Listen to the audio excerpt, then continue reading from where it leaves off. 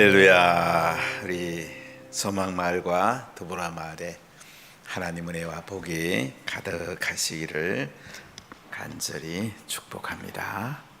우리 레위기 1장 10절로 17절입니다. 레위기 1장 10절로 17절 우리 한 목소리로 같이 봉독하겠습니다.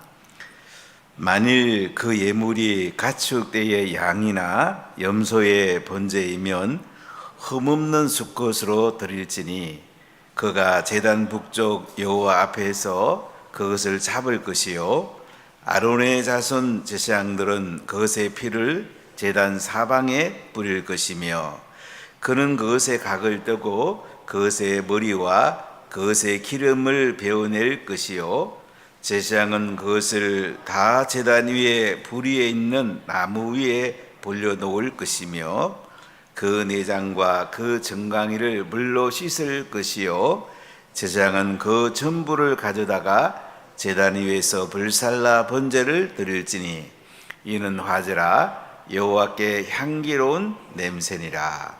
만일 여호와께 드리는 예물이 새 번제이면 산비둘기나 집비둘기 새끼로 예물을 드릴 것이요 제사장은 그것을 제단으로 가져다가 그것의 머리를 비틀어 끊고 제단 위에서 불사르고 피는 제단 곁에 흘릴 것이며 그것의 모이 주머리와 그 더러운 것은 제거하여 제단 동쪽 재버리는 곳에 던지고 또 그 날개 자리에서 그 몸을 찢되 아주 찢지 말고 제사장이 그것을 제단 위에 불 위에 있는 나무 위에서 불살라 번제를 드릴지니 이는 화제라 여호와께 향기로운 냄새니라. 아멘.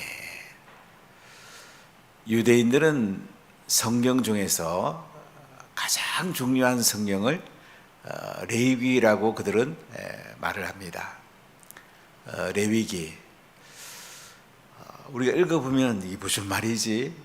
뭐 짐승을 잡고 또 하나님께 드리고 하는 이 장면들을 보면서 왜 레위기가 이렇게 중요한 성경일까 하는 생각을 해보게 됩니다. 그런데 이 레위기는 한마디로 말하면 어떻게 우리가 하나님께 나갈까? 또 하나님께 나가서 어떻게 예배 드릴까? 예배 드린 다음에 우리가 어떻게 거룩하게 살까?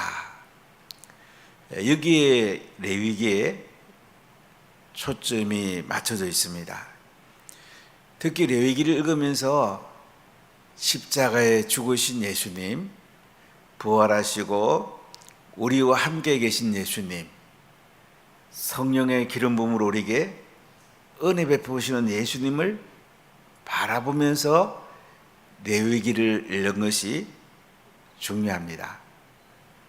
레위기 출애굽기하고 연결되어 있습니다. 출애굽기 마지막 부분에 성막을 만듭니다. 예배드릴 처소를 만듭니다.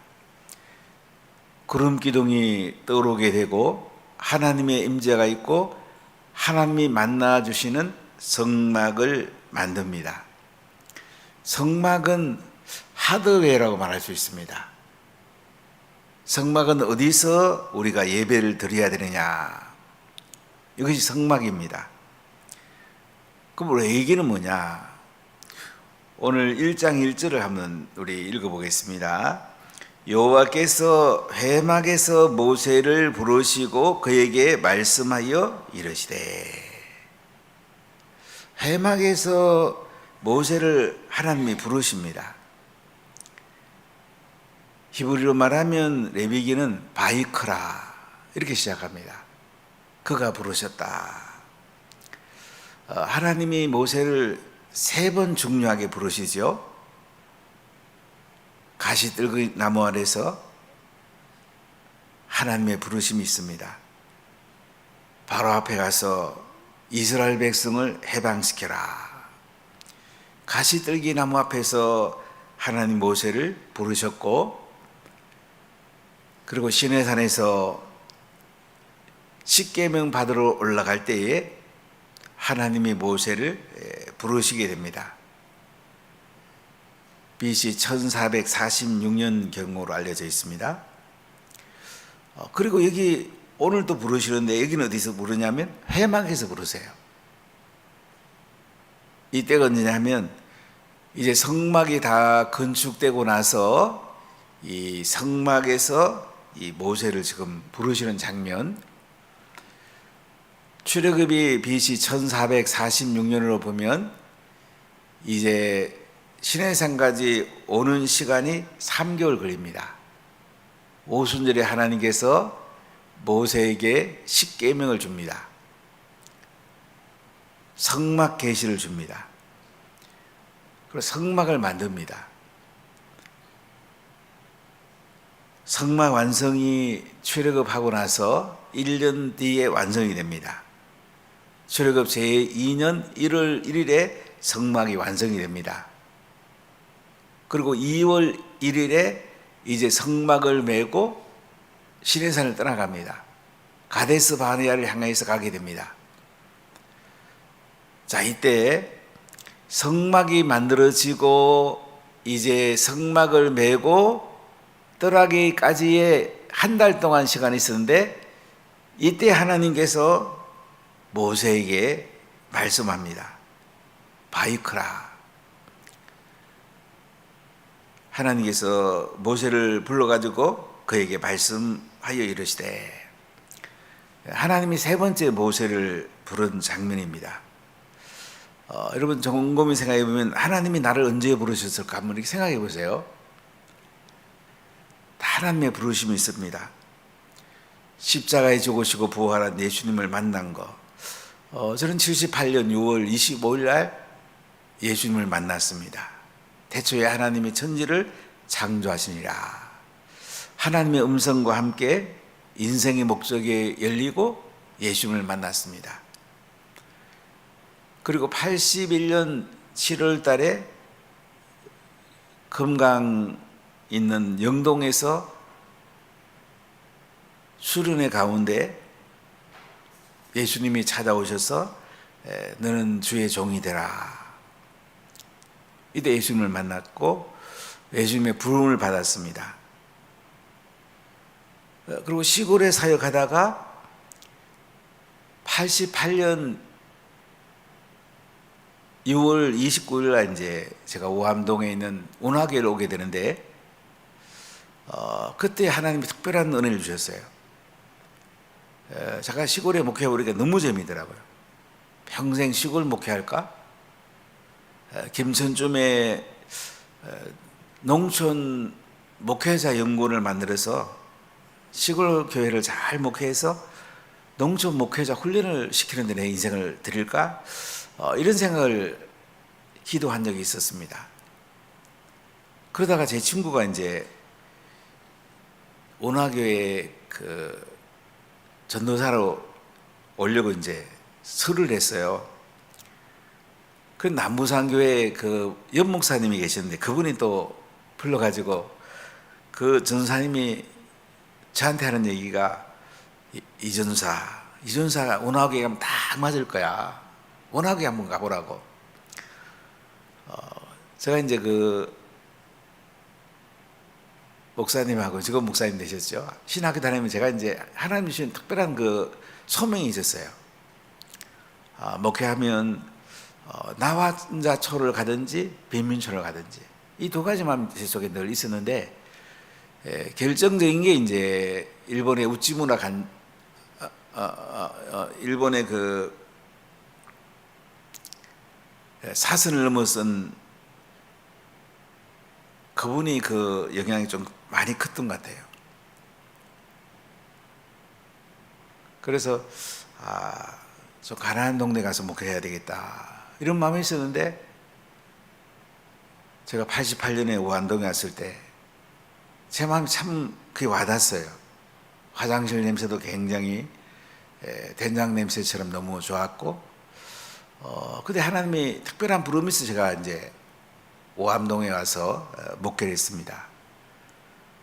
8년 반쯤 이제 목회를 하게 됐는데 저는 이제 OM 선교 사역하면서 영국서 좀 공부 좀 하려고 이제 비행기 티켓을 딱 끊으려고 하는데 그때 2월 달이었어요. 장로님 한 분이 부산일보를 들고 오셔갖고 목사님 이것 좀 보세요. 해운대 신세가지에 종교부지가 남아있는데 우리 운하교회가 이곳에 가면 어때요? 저는 대답 안 했어요.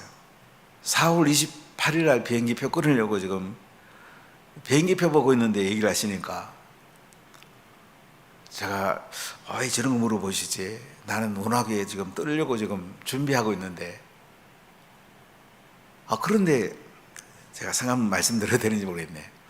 우리 안필령 권사님이 저를 찾아오고 있어요. 목사님, 운하교회 못 떠갑니다.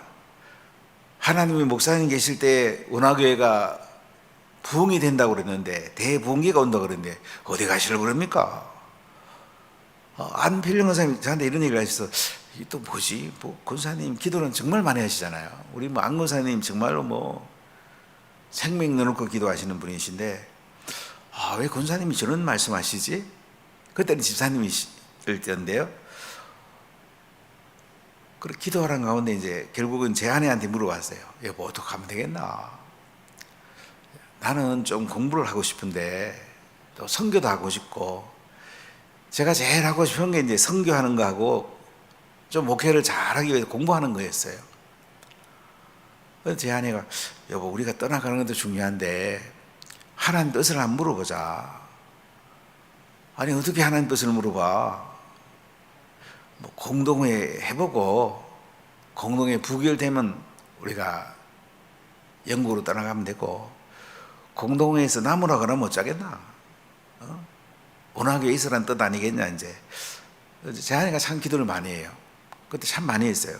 기도하다 저한테 그런 얘기를 해서 그래 한번 해보자. 그래가지고 이제 공동회를 하게 됐고 이제 해운대로 오게 됐어요. 그때 저한테 특별한 부름이 있었어요. 그리고 나서 이제 교회를 건축하게 되고 교회 건축한 뒤에 재정이 너무 그때 어려웠죠. IMF 경제 시대고 그 다음에 이 빚이 그때 8억 5천 있었는데 8억 6천이네요. 8억 6천을 갚는 게 참 어려웠어요. 이자가 23%였습니다. 저희들 한 달 헌금이 들어오면 절반이 이자로 나가야 돼요. 참 어려운 시기였어요. 그때 우리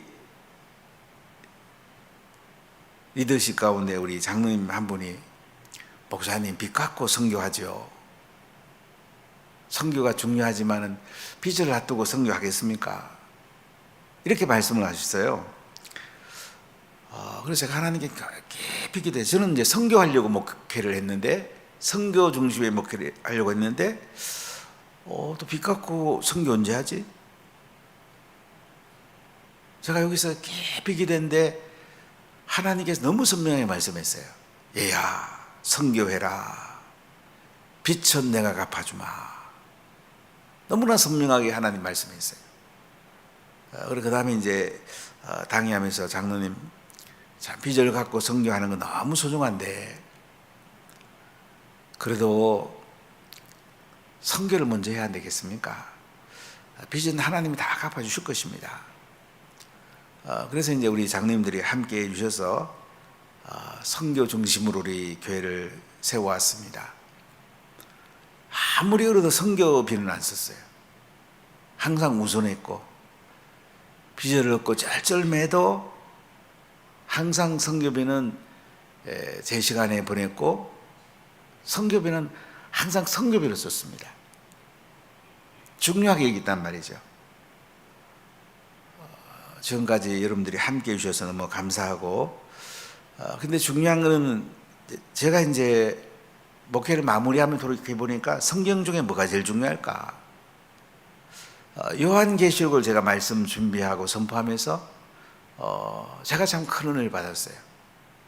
14만 4천 666 천년왕국 어려운 주제를 가지고 말씀을 나누면서 제가 이제 많은 깨달음이 있었고 또 하나님께서 이 요한계시록 큰 은혜가 있었습니다. 그 다음에 이제 신명기를 꼭 하고 싶었어요. 신명기. 또 많은 분들이 저한테 요청하기를, 목사님, 우리 좀 세상복 좀 받읍시다. 세상적으로도 잘 돼야 됩니까? 이런 얘기도 저한테 좀 있었고 해서 신명기를 보니까 주제가 간단하잖아요. 모압 형제에서 모세가 이스라엘 백성들이 가나안 땅에 들어가서 행복하게 사는 길이 뭐냐? 하나님 말씀대로 순종해라. 하나님 말씀대로 자녀에게 만판에 새기고 그 말씀으로 하루로 하면서 순종해라. 그럼 가나안 땅에 가서 이른 비 늦은 비를 부어주시고, 그리고 농사가 잘 되게 하시고 목축업이 잘 되게 하시고, 하나님 말씀대로 살면 자자손손 가나안에서 복을 누리게 된다. 그 말씀이잖아요. 우리가 이 땅에서 하나님 나라의 삶을 살아내고 이 땅에서 잘 되는 것 너무너무 중요합니다. 그래야 영원한 하나님 나라를 위해서 우리가 드릴 게 있는 거예요. 유대인들은 구약만 갖고 사는데 제가 유대인에게서 많은 깨달음이 있었어요. 유대인 교육을 통해서 아마 대한민국 유대인 교육을 한다면 뭐 노벨상 절반 이상 우리가 딸 거예요. 교육은 유대인 교육을 해야 돼요. 저는 기도하는 것 중에 하나가 내년에 교육감을 좀 잘, 우리가 부산시 교육감을 잘 이렇게 세워드려서 우리 교육감을 통해서 유대인 교육을 한번 해봤으면 좋겠다. 암송하고 합으로 타는 이걸 한번 해봤으면 좋겠다. 이 마음을 좀 많이 가지고 있습니다. 여러분 기도해 주시고 또 선거를 좀 잘 함께 해주시면 참 좋겠습니다. 제가 어제 저녁에는 서울교회, 서울원화교회 이제 우리 그 직장인들 있고 학생들 있고 한데 모였는데 한 형제가 자녀를 셋을 낳았어요. 그 자매는 저희 교회 행복호수에서 예수님 만났습니다. 근데 또 네 번째 낳고 싶다 한대요.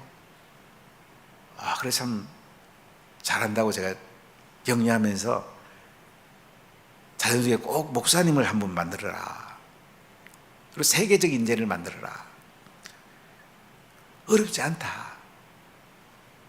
어릴 때부터 성경을 암송하고 마음판에 새겨주고 합으로 하면서 질문 토론하면서 그 아이 기르면 세계적 인재 만들 수 있다. 제가 그 얘기를 했는데요.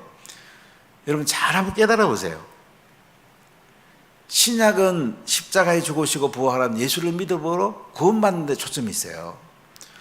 그럼 구원받은 뒤에 우리가 어떻게 살아야 되느냐? 이 구약의 답이 있습니다. 대부분 구약의 답이 있어요. 물론 바울도 서신을 통해서 답을 많이 주는데 바울은 구약에 능통한 사람이에요. 구약을 다 외운 사람이에요. 그러니까 바울의 그 편지를 읽어보면 구약에 있는 내용들이 녹아져서 예수님 안에서 성령 안에서 우리에게 말씀하고 계신 거거든요. 그 중에 레위기는 하나님께서 우리에게 어떻게 예배를 드려야 되냐, 출애굽기에서 하드웨어 어디서 예배 드려야 되냐, 레위기에서는 어떻게 예배 드려야 되느냐, 여기에 대해서 우리에게 잘 말씀하고 있어요. 예배는 드리는 자세가 중요합니다. 가장 좋은 것을 하나님께 드리는 것이 이게 예배예요. 시간도 물질도 내 인생도 제일 좋은 것을 하나님께 드리는 것이 이게 예배입니다. 제가 군대 갔다 왔는데 아버님이 저한테 사정을 해요. 야, 너 한 2년만 공부도 하면 사법시험 합격 안 하겠냐. 그래서 제 아내한테 여보 나 2년만 좀 공부하고 40세부터 내가 목회하면 어떠냐. 나는 뭐 사명 받았기 때문에 목회는 하는데 40세부터 하면 안 되냐니까 제 아내가 뭐 결사 반대예요. 아니 당신 그때 가서 목회하면 어떡하려고 그러냐. 제일 좋은 토막을 하는 게 드려야지. 그래서 이제 아버지한테 정말 미안하더라고요. 아버지는 제가 땅에서 좀 잘 되는 걸 보고 싶어 했어요. 그 다음에 저보고 목회하면 안 되냐 그러니까 제가 할 말이 없더라고요. 근데 제 아내는 아니, 여보 아니야. 아버님이 섭섭해도 제일 좋은 토막을 하나님께 드려야지. 30대 초반 참 중요한 때죠. 지금 생각하면 참 잘한 것 같아요. 제 인생에 가장 중요한 토막을 하나님께 드리고 우리가 시간과 물질, 자녀 최고를 하나님께 드리는 게 이게 예배예요. 제가 김천에 있는 한 기도원을 갔는데 부산에서 온 한 전사님이 계셨어요. 같이 밥 먹으면 이런 얘기를 해요. 참 공부를 잘했습니다. 근데 아버님, 어머님이 이제 하나님께 서원을 했대요. 목사라 드리기를 서원을 했대요. 근데 이 전사님은 공부를 워낙 잘하니까 서울법대가 너무 가고 싶어서 서울법대에 합격한 거예요. 근데 어머니가 계속 얘야 내가 너를 하나님께 바쳤는데 신학교 가라고 바쳤는데 서울법대 다니면 되겠냐. 너 빨리 중퇴하고 신학교 가라. 참 이 전사님 고민을 많이 했더라고요. 여러분 자녀가 그렇다면 여러분도 고민하겠죠. 그래도 우리나라 최고의 대학이 서울법대인데 그거 포기하고 신학교 가라니까 참 엄마도 대단한 분이죠. 결국 포기하고 이제 신학교 간 이야기 이런 얘기 쭉 나눠봤는데 제가 깨달음이 하나 있어요. 여러분 최고의 자녀를 하나님께 목사라 드리세요. 선교사라 드리세요. 특히 목사님으로 드리세요. 이게 그래 한국교회가 삽니다. 그래 대한민국이 삽니다.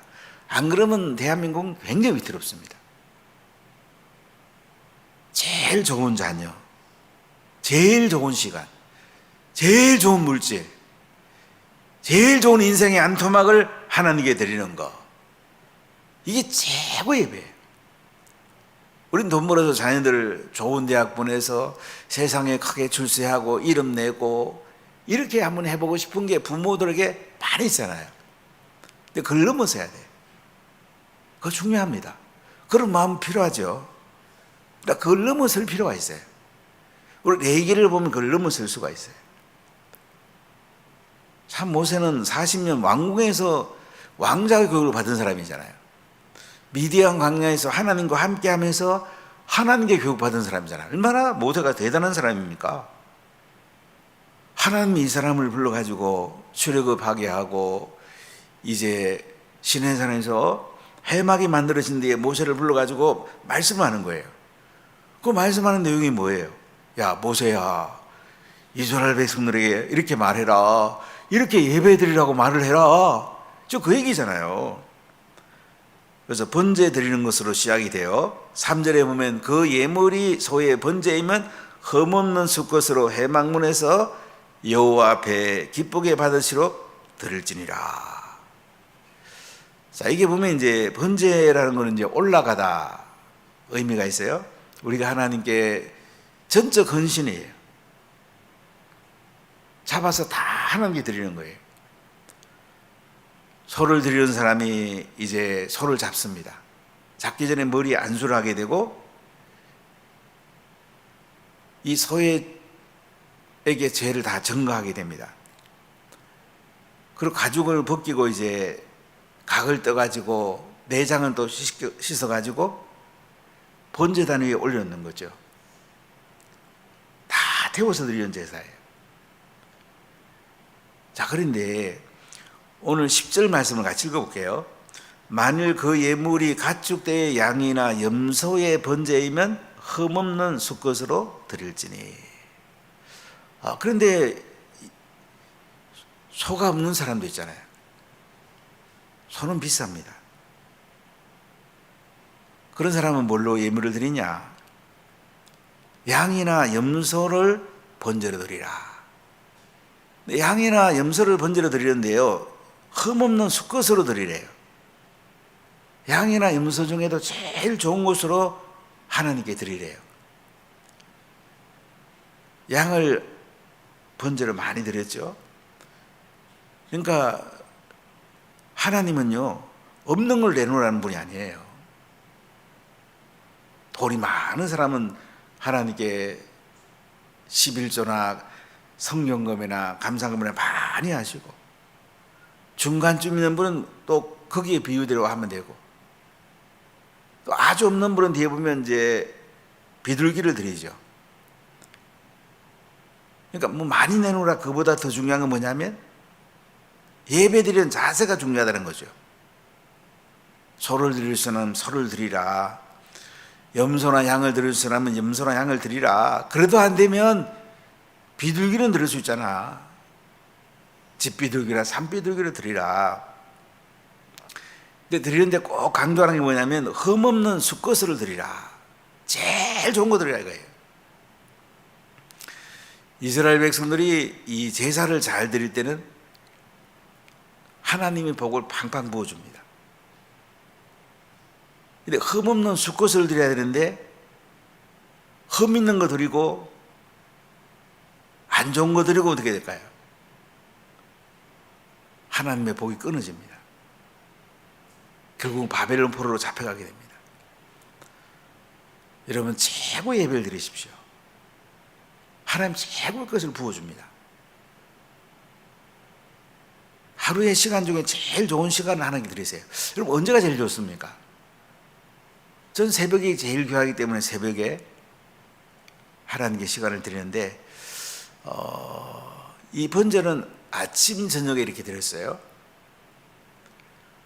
우리 시간 중에 제일 좋은 시간, 물질 중에도 제일 좋은 물질, 자녀 가운데도 제일 공부도 잘하고 탁월한 자녀, 하나님께 드리는 거죠.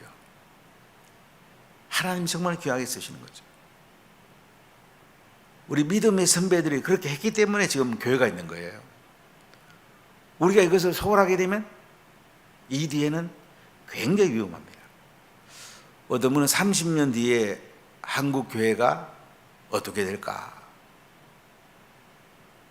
지금대로 가면 잘못하면 4분의 1로 줄어들 수 있다, 이런 얘기 하는 분이 있어요. 그럼 대한민국 어떻게 될까? 2060년 되면 지금같이 자녀라면요, 인구가 4,200만 된답니다. 거의 노인밖에 없는 나라가 돼버려요. 그럼 우리나라가 어떻게 될까? 자녀를 많이 낳는 것이 하나님께 드리는 좋은 예배가 될 수가 있어요. 시간 중에 최고의 것을 하나님께 드리면서 제일 좋은 예배가 됩니다. 물질을 가장 귀한 것을 하나님께 드리면서 제일 좋은 예배가 되는 거야. 이것이 하나님이 받으시는 예배라는 거죠. 자, 14절 한번 읽어볼게요. 만일 여호와께 드리는 예물이 새해 번제이면 산비둘기나 집비둘기의 새끼로 예물을 드릴 것이요. 비둘기는 들 때면 목을 이렇게 비틀어 끊어 가지고 그 불살이라고 그랬는데, 그 비둘기 보면 여기 모이 주머니가 목에 있습니다. 요거는 이제 제거하래요. 또 비둘기 뒷공지 보면 이 깃털인데 여기도 제거하래요. 그럼 대개 이제 내장이 빠져나옵니다. 이 깨끗한 걸 가지고 하나님께 불살라 드려서 향기로운 냄새로 드리라. 여러분, 최고의 예배를 드리십니까? 우리가 다른 사람한테도 보면 인정받으면 기분 좋잖아요. 다른 사람이도 나를 잘, 그 사람이 선하게 대해주면 또 만나고 싶잖아요. 근데 나를 안 좋게 대하면 그 다음에 안 만나고 싶죠. 밥 한 그릇 물어도 기분 좋게 먹고 싶지 않아요? 하나님께 최고의 예배를 들고 있지 않겠어요, 여러분요? 최고의 한번 들어보십시오. 여러분 자녀들이 최고의 예배를 드리도록 자녀를 키워보십시오. 이게 행복입니다. 여기서 행복은 시작되고 하나님의 영광은 임하게 됩니다. 기도하겠습니다.